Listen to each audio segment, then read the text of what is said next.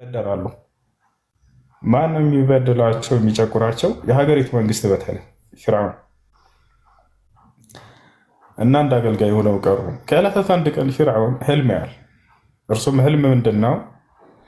ከወደ እስራኤል በኩል ወይም ወደ ቤተል መቅደስ በኩል የሆነች ትንሽዬ ሰደድ እሳት ተነስታ እስከ ግብፅ ድረስ ትመጣና የእርሱን ቤተ መንግስት እንዳለ ስታቀጣጥል ይመለከታል። ከዚያም በኋላ ልክ ሲነጋ ጊዜ ህልም ፈቾችን ሁሉ ሰበሰበና ምን አላቸው? ህልም አይቻለሁና ፍቱልኝ አላቸው። ህልም ፈቾች መጡ፣ ተጠየቁ።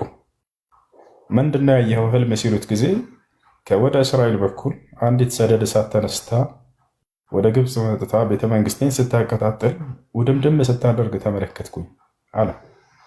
እነርሱም ምን ብለው ፈቱለት? አንድ እስራኤላዊ ልጅ ወደፊት ስልጣንህን እንደሚቀማህና እንደሚወርስህ አንተም እንደምትጠፋ ያሳያል አሉት። ከዚያ በኋላ ፊርዓውን ምን ወሰነ? ማንኛውም ከዚህ በኋላ የሚወለድ እስራኤላዊ ልጅ ይገደል አለ። ገብታችኋል? ማንኛውም የሚወለድ እስራኤላዊ ልጅ ሁሉ ይገደል። ለምን? ስልጣኑ እንዳይቀማ። ወንድ ልጅ ነው የሚወርስህ ተብሏልና ወንዶች ይገደሉ፣ ሴቶች ይተዋላ። አላህ ይህንን ግፍና በደሉን በቁርአን ላይ አስቀምጦታል። ዩዘቢሑነ አብናአሁም ወየስተሕዩነ ኒሳአሁም አለ።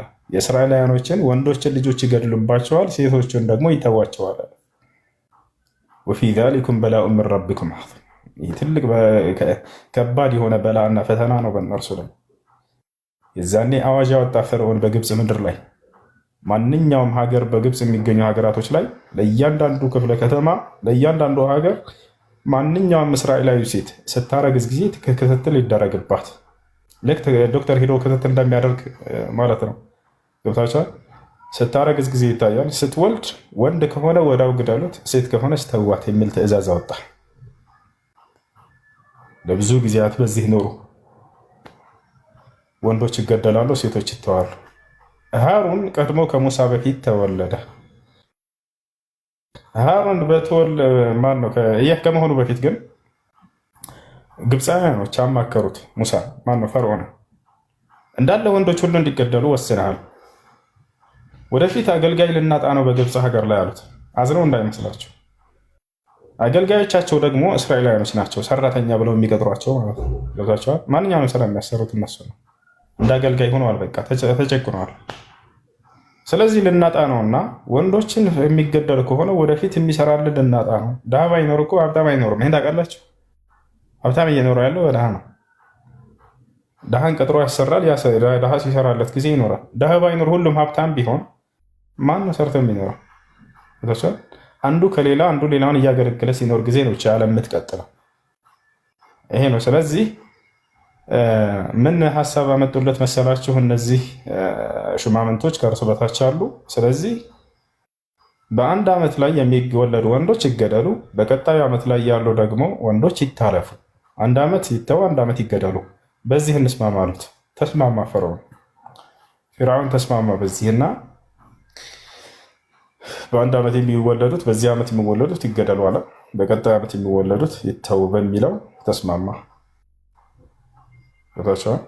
ሃሩን ሕፃን ልጆች አይገደሉ በተባለበት ጊዜ ተወለደ፣ ታለፈ። እሱ ገብቷቸዋል። ማን? የሙሳ ወንድም ሃሩን ዓለይሂ ሰላም። ሙሳ ደግሞ ይገደሉ በሚባልበት ዓመት ተጸነሰ። በዚህ ጊዜ እናትየዋ በጣም ፈራች፣ ምክንያቱም ልጇ ሊገደልባት ነው። የአላህን ገራሚ ጥበብ ግን ተመልከቱ። ሙሳን ይገደል በተባለበት ጊዜ ተወልዶ በፈርዖን ቤት እንዲያድግ ሊያደርገው ነው። አላህ የሚጠላውን ነገር በራሱ በአይኑ ራሱ ተንከባክቦ ሊያሳድግ ነው። ይህን የሚያደርገው ይህን ጥበብ የሚሰራው ማነው? አምላካችን አላህ ነው። ገብቶሻል አይደለ? ከዚያ በኋላ ሙሳ ዓለይሂ ሰላም ምን አደረገ? ማነው? እሷ ባረገዘች ጊዜ እየመጡ ይከታተሉ እንደሚሆን ስለሚታወቅ አላህ ስብሐነሁ ወተዓላ ለሙሳ እናት አዘዛት። ወአውሐይና ኢላ ኡሚ ሙሳ አን አርድዒ፣ ወደ ሙሳም እናት ትእዛዜን አስተላለፍኩኝ ልጁን አጥቢው አልኳት ልክ እንደተወለደ። ፈኢዛ ኽፍቲ ዐለይሂ በእርሱም ላይ በፈራሽ ጊዜ ያ ማለት ሊቀሙኛል ሊገሉብኛል የሚለውን ስትፈሪ ፈአልቂሂ ፊል የሚ ወላ ተኻፊ ወላ ተሕዘኒ ኢና ረዱሁ ኢለይኪ ወጃዒሉሁ ሚነል ሙርሰሊን አላት። በሳጥን ውስጥ አድርጊውና ውሃ ውስጥ ጣዩ እኔ እመልስልሻለሁኝ አላት። ከነቢያቶችም አደርግልሻለሁ አብሽሪ አላት። ምን ቃል ገባላት? ሁለት ቃል ገባላት። አንደኛ ልጅሽን አብሽሪ ወደ እጅሽ አስገባልሻለሁ አላት። አላህ በአንቺ እጅ ነው የሚያድገው አብሽሪ እንዳትፈሪ አላት። እንዲሁም ከነቢያቶችም አደርግልሻለሁኝ ወደፊት አላት። አላህ ቃሉን ፈጻሚ ነው ያደርገውም ነው። ከዚያ በኋላ ምን አደረገች እሷ? አጠባቸውና በሳጥን ውስጥ አደረገችው፣ ልጁንም ጣለችው። ኢና ረዱሁ ኢለይኪ ወጃዒሉሁ ሚነል ሙርሰሊን ፈልተቀጠሁ አሉ ፊርዓውን ሊየኩነ ለሁም ዐዱወን ወሐዘና። ጣለችው ልጁን። ውሃው እየወሰድ ወስዶ የት ይጥለዋል? ሳጥኑ የፊርዓውን ቅጥር ግቢ አጠገብ አስጠግቶ አላህ ሱብሓነሁ ወተዓላ እዛ እንዲቆም አደረገው ሳጥኑ። ከዚያም በኋላ የፈርዖን ሰራዊቶች እንዲፈልጉት አደረገ አላህ ሱብሓነሁ ወተዓላ። ልክ ሲመጡ ጊዜ ቅጥር ግቢውን ዝም ብለው እየተከታተሉ እያለ አንድ ሳጥን አገኙ። ፈልተቀጠሁ አምላካችን አላህ አሉ ፊርዓውን የፈርዖን ቤተሰቦችም አነሱት ሳጥኑን አለ ሊየኩነ ለሁም ዐዱወን ወሐዘና። አላህ ምን አለ? ለእነርሱ ጠላታቸውና የሐዘናቸው ምክንያት ይሆን ዘንድ አለ። ለምን እንደረሱት እነሱ አላህ ሱብሓነሁ ወተዓላ የሐዘናቸው ምክንያት እንደሚሆን አላወቁም። ጠላታቸውም እንደሚሆንና እንደሚወርሳቸው ይህን ቤተ መንግስት አላወቁም ማለት ግን አነሱት። ኢነ ፊርዓውነ ወሃማነ ወጅኑደሁማ ካኑ ኻጢኢን አለ። ፈርዖን፣ ሃማን፣ ነቃሩን እንዲሁም ሰራዊቶቻቸው ስህተት ላይ ነበሩና ነው ብሎ አላህ ተናገረ። ዝም ብሎ በከንቱ አይደለም ፈርዖንን የጣለው አላህ በጣም ግፍና በደል ሰሪ ስለነበር ነው። እስራኤላውያኖችን በጣም እየጨቆናቸው ስለሆነ ነው። ቀድሞ አላህ ይናገራል ለምን ፈርዖንን መጣል እንደፈለገና ሙሳንና እስራኤላውያኖችን ማንገስ እንደፈለገ። ኢነ ፊርዓውነ ዐላ ፊል አርድ አለ። ፈርዖን በምድር ላይ የበላይነትን አንጸባረቀ። ወጀዐለ አህለሃ ሺዐን የስተድዒፉ ጣኢፈተን ሚንሁም ዩዘቢሑ አብናሁም ወየስተሕይී ኒሳአሁም ኢነሁ ካነ ሚነል ሙፍሲዲን። ይሄ ነው ሰበቡ ፈርዖን እንዲጣል የሆነበት ምክንያት። ዝም ብሎ አምላክ አላህ ማንንም የሚበድል አይደለም። ከዚያ በኋላ አነሱትና ሲወስዱት ጊዜ ህፃን ልጅ ነው። ወቃለት እምረአቱ ፊርዓውን ቁረቱ ዐይን ሊ ወለክ። ምን አለ አድሚኖች እስኪጨርስ ድረስ እንትን ብትሉ። አነሱትና ወሰዱት። ሲወስዱት ጊዜ ሳጥኑን ሲከፈት ህፃን ልጅ ነው። ከዚያ በኋላ ፈርዖን ሲያሳዩት ጊዜ ህፃን ልጅ አገኘን ብለው ሲያሳዩት ይሄ ልጅ ይገደል አላቸው። ለምን? ምክንያቱም ህፃን ልጆች ይገደሉ በሚባልበት ዓመት የተወለደ ስለሆነ፣ ስለዚህ መገደል ነው ያለበት፣ ስልጣኔ ሊቀማኝ ይችላል። ከዛ የፊርዓውን ሚስት ለመነችው፣ በቃ እባክህ አትግደል አለችው። ወቃለት እምረአቱ ፊርዓውን የፊርዓውን ሚስት አለች ቁረቱ ዐይን ሊ ወለክ፣ ለእኔ እና ለአንተ የአይናችን ማረፊያ ይሆንልናል እኮ አለችው። ላ ተቅትሉሁ አትግደለው እባክህ አለችው። ዐሳ የንፈዐና አው ነተኺዘሁ ወለዳ፣ ምናልባት ሊጠቅመን ይችላል ወይንም ደግሞ እንደ ልጃችን አድርገንም ልናሳድገው እንችላለን፣ እባክህ አትግደለው ብላ ለመነችው። ወሁም ላ የሽዑሩን አለ አምላካችን አላህ። እነርሱ ግን አላወቁም እኔ በእርሱ ላይ ስራዬን እንደምሰራ አላህ። ከዚያ በኋላ ተስማማ ፊርዓውን፣ ልጁ እንዳድግ ተወሰነ። ግን አላህ ቃል የገባው ቃል ኪዳን አለ ለሙሳ እናት። ምን ብሏታል? ቅድም ልጅሽን እመልስልሻለሁ በአንቺ እጅ ብሏታል። ይህን ቃል መፈጸም አለበት አላህ። አያችሁ፣ አሁን አላህ ስብሐነሁ ወተዓላ መለስ ብሎ ደግሞ የሙሳን እናት የልብ ትርታዋን ሊገልጽልን ነው። ተመልከቱ የአምላካችን አላህ ስብሐነሁ ወተዓላ ስራ። እናት ልጇ በተወሰደባት ጊዜ ልቧ ይሸበራል አይሸበርም? ይሸበራል። የልባችንን ትርታ የሚያውቅ አምላክ ነውና የሙሳን እናት የልቧን ትርታ በቁርአን ላይ ያስቀመጠው በዚያ ሰዓት ምን እንዳሰበች በውስጧ። ወአስበሐ ፉአዱ ኡሚ ሙሳ ፋሪገን አለ። የሙሳም እናት ልቧ ባዶ ሆኖ አነጋ ይላል። ልብህ እንዳው ባዶ ሆነ ይላል አይደል?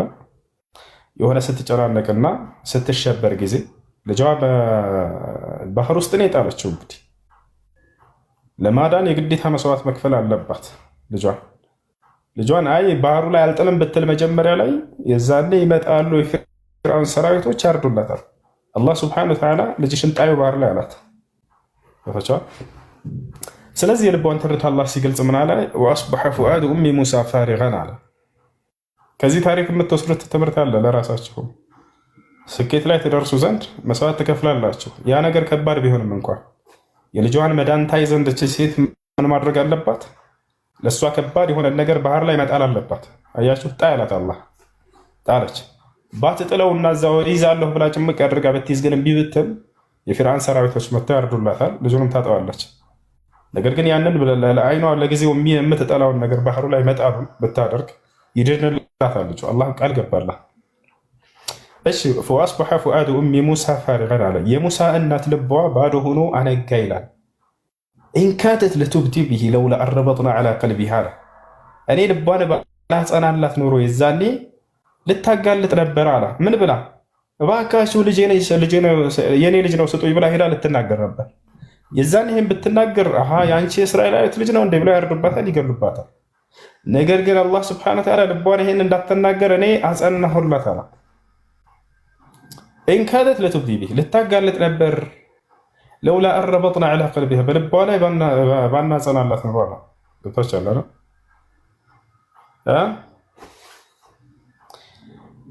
በዚህ ጊዜ እንደዚያ በሆነችበት ሰዓት አላህ ቶሎ ሊመልስላት ልጇን ወሰነ። ተመልከቱ ምን እንዳደረገ ጥበቡን። አላህ ምን አደረገ ከተባለ ያ ህፃን ልጅ እንግዲህ ወተት መጥባት ያስፈልገዋል አይደለ? ህፃኑ ልጅ እንዲሁም ደግሞ የምታቅፈው እናት ያስፈልገዋል። ከዚያ በኋላ ፊርዓውንና የፊርዓውን ቤተሰቦች አጥቢ ሴቶችን በግብፅ ምድር ላይ እንዳለ ሰበሰቡ። አላህ ስብሐነሁ ወተዓላ የማንንም ሴት ጡበት በሙሳ ላይ አለ። ጥበቡን የአላህን ተመልከቱ። ለምን ከተባለ የሙሳን እናት ራሱን ሊያስገባለት እዛ ቤተ መንግስት ውስጥ አላህ ስብሐነሁ ወተዓላ። ምክንያቱም ቃል ገብቶላታል ለሙሳ እናት ልጅሽ በአንቺ እጅ ነው የሚያድገው፣ አብሽር እንዳትፈሪ ብሏታል። ስለዚህ ምን አደረገ አላህ ስብሐነሁ ወተዓላ? በግብፅ ምድር ላይ እንዳለ ከየክፍለ ከተማው አጥቢ እናቶች ተፈለጉ፣ መጡ።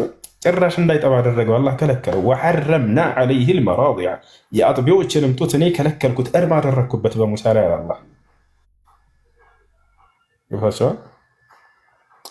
ይህን ነገር የሙሳ እናት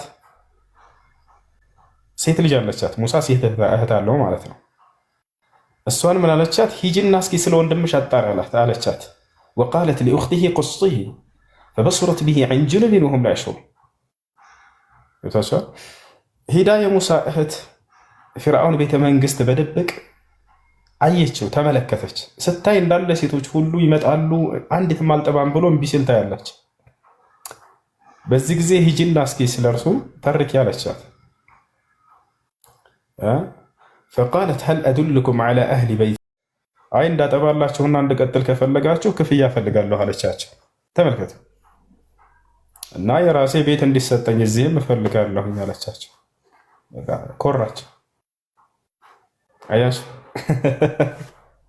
እሺ አሉ፣ ተስማሙ። የምትይውን ሁሉ እናደርጋለን፣ ብቻ ይህን ልጅ አንቺ አጥቢልን እዚህ አሏት። በቤተ መንግስት የራሷ ቤት ተሰጥቷት ክፍያ ተደርጎላት ፏ ብትን ዘና ብላ ልጇን አሳደገች። የአላህን ጥበብ ተመልከቱ። ፊርዓውን የፈራውን ነገር በራሱ ቤተ መንግስት አስገብቶ አሳደገው አላህ ሱብሓነሁ ወተዓላ። አላህም ቃሉን እንደፈጸመላት ሲናገር ምን አለ? ፈረደድናሁ ኢላ ኡሚሂ አለ፣ ወደ እናቱም መለስኩት አለ። ቃል ገብቶላት ነበር፣ መልስልሻለሁ፣ ኢና ረዱሁ ኢለይኪ ብሏት ነበር አይደለም? ፈረደድናሁ ኢላ ኡሚሂ፣ ወደ እናቱም መለስኩት።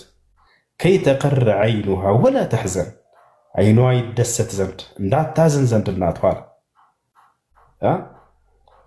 ወሊተዕለመ እንድታውቅም ዘንድ አለ አነ ወዕደላሂ ሐቅ፣ የእኔ የአምላክ የአላህ ቃል እውነት እንደሆነም እንድታውቅ ዘንድ አለ። የትኛው ቃል? እና ረዱሁ ኢለይኪ ያለው እኔ ወደ አንቺ ልጅሽን እመልስልሻለሁ፣ አብሽሪ፣ በባህሩ ላይ ጣዩ፣ በሳጥን አድርገሻላት ቃሉ። ወላኪነ አክተረ ናሲ ላ ያዕለሙን፣ ነገር ግን አብዛኞቹ ሰዎች ይሄን ቃል አያውቁም እያለ ተናገረ ማለት ነው።